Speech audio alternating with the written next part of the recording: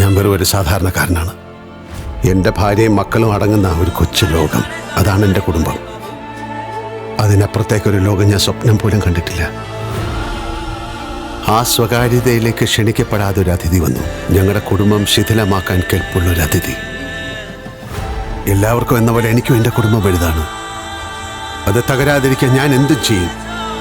ഇയാളെ പോലൊരു സാധാരണക്കാരന് ഇതെങ്ങനെ ചെയ്യാൻ സാധിക്കുന്നു? സാധിക്കും സാർ.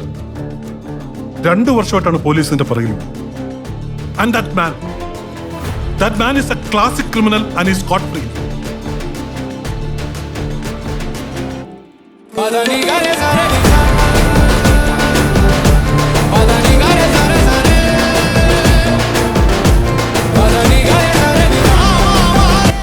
തന്റെ കുടുംബത്തെ സംരക്ഷിക്കാൻ ശപഥമെടുത്തൊരു മനസ്സാണ് അയാൾ. നമുക്ക് ജയിക്കാനാവില്ല.